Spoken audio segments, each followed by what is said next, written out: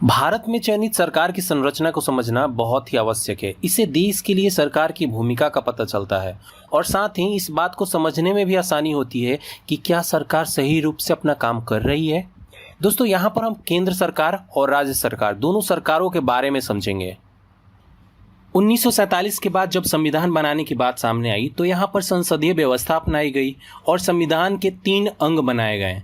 इन तीनों अंगों के कुछ अपने कार्य और पावर भी दिए गए, जिनमें से पहला है हमारा लेजिस्लेचर, जिसको हम बोलते हैं विधायिका। तो यहाँ पे विधायिका का काम क्या होता है? तो विधायिका का काम होता है विधेयक बनाना। मतलब लेजिस्लेचर का काम देशवासियों के हित के लिए कानून बनाना होता है। सेकेंड है एग्जीक्यूटिव, मतलब कार्यपालिका। दोस्तों, कार्यपालिका का काम संसद में बने कानूनों को पास करना तथा एग्जीक्यूट करना होता है। और जो थर्ड है हमारा, वो है जुडिशरी, मतलब न्यायपालिका। यदि लॉ को लागू करने में कोई दिक्कत आती है या कोई उसका उल्लंघन करता है तो इसे सॉल्व करने या फिर सजा देने का काम जुडिशरी का होता है। मतलब न्यायपालिका क्या करता है, जो भी एग्जीक्यूटिव ने गलती किया उसको सॉल्व करने का काम या फिर सजा देने का काम जुडिशरी का होता है।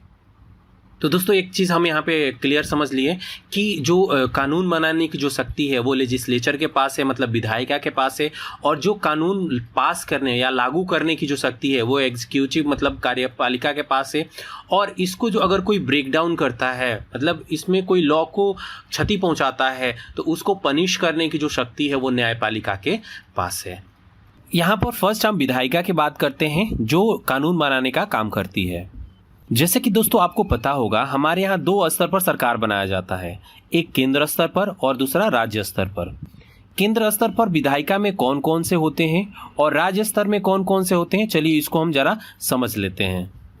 जब केंद्र के विषय में विधेयक बनाने की बात आती है, मतलब जब केंद्र के विषय में कानून बनाने की बात आती है तो केंद्र सरकार बनाती है, और राज्य के विषय में जो कानून बनाने की अगर बात आती है तो वो राज्य सरकार बनाती है। मतलब राज्य सरकार का अधिकार होता है राज्य के विषय में कानून बनाना। यहाँ पर केंद्र स्तर पर कानून बनाने के लिए जो व्यवस्था अपनाई गई है उसे सांसद कहते हैं, और राज्य स्तर पर जो व्यवस्था अपनाई गई है उसे विधानमंडल कहते हैं। दोस्तों, यहाँ पर मैं केंद्र की बात करूँ तो केंद्र में कानून बनाने के लिए सांसद की 2 सदन मतलब 2 हाउस होते हैं। एक लोअर हाउस होता है जिसको लोकसभा बोलते हैं, और दूसरा अपर हाउस होता है जिसको राज्यसभा बोलते हैं। जब राज्य स्तर की बात करते हैं तो विधानमंडल के 2 स्तर होते हैं, विधानसभा और विधान परिषद। दोस्तों, विधानसभा जो होता है ना वो सभी राज्यों के लिए आवश्यक होता है, लेकिन अगर विधान परिषद की अगर मैं बात करूं तो विधान परिषद कोई जरूरी नहीं कि सारे राज्यों में आवश्यक हो, वो डिपेंड करता है राज्यों पे। अगर राज्य चाहे तो विधानसभा को एक्सेप्ट कर सकते हैं, अगर राज्य को विधान परिषद नहीं चाहिए तो वो विधान परिषद नहीं ले सकता है। अभी टोटल अगर मैं बात करूं तो टोटल 7 राज्यों के पास विधान परिषद है, मतलब 7 राज्यों ने विधान परिषद ले रखा है। तो दोस्तों, अब चलिए हम सेकंड बात कर लेते हैं कार्यपालिका के बारे में। कार्यपालिका में भी जो केंद्र स्तर पे और राज्य स्तर पे हमारी सरकारें होती हैं, ठीक है ना। तो केंद्र स्तर पर जो कार्यपालिका का जो सबसे प्रमुख होता है उसको राष्ट्रपति कहते हैं। मतलब जो राष्ट्रपति होता है वो कार्यपालिका का सबसे प्रमुख होता है, सबसे हेड होता है। मतलब राष्ट्रपति को पूरे देश का हेड माना जाता है। दूसरे स्थान पे आते हैं उपराष्ट्रपति और तीसरे स्थान पे आते हैं प्रधानमंत्री। एक्चुअल में प्रधानमंत्री पूरे देश का वास्तविक हेड होते हैं। राष्ट्रपति को बहुत सारे पावर दी गई हैं, बट उन पावर का जो यूज होता है ना वो प्रधानमंत्री करते हैं, इसलिए उनको वास्तविक हेड माना जाता है। चौथे स्थान पे आता है मंत्रिमंडल। दोस्तों, मंत्रिमंडल का जो प्रमुख होता है मतलब जो प्रधान होता है वो प्रधानमंत्री होते हैं। दोस्तों, सुविधा के लिए मंत्रिमंडल को भी 3 पार्ट में बांट दिया गया है। पहला कैबिनेट मंत्री, दूसरा राज्य मंत्री और तीसरा उप मंत्री, जिनके अलग अलग काम होते हैं। मंत्रिमंडल के प्रत्येक मंत्री को सांसद का सदस्य होना अनिवार्य होता है। राज्य स्तर पे जो कार्यपालिका होती है उनके जो प्रमुख होते हैं वो राज्यपाल होते हैं। राष्ट्रपति के तरह ही राज्यपाल को भी पूरे राज्य का हेड माना जाता है, और जो वास्तविक हेड होते हैं वो मुख्यमंत्री होते हैं। ठीक उसी तरीके से मंत्री परिषद भी होते हैं राज्य में। जो राज्य स्तर पे मंत्री परिषद होते हैं उनका विधानमंडल का सदस्य होना आवश्यक है। तो दोस्तों यहाँ पर एक क्वेश्चन उठता है कि जो प्रधानमंत्री है वो केंद्र में कार्यपालिका का भी सदस्य हैं और विधायिका के भी सदस्य हैं। विधायिका में जो लोकसभा है उनके भी सदस्य हैं। तो ये कैसे है? तो देखिए, तो जब तक नियुक्ति नहीं होती है, जैसे कि प्रधानमंत्री की नियुक्ति नहीं होती है, तो वो लोकसभा के ही सदस्य होते हैं।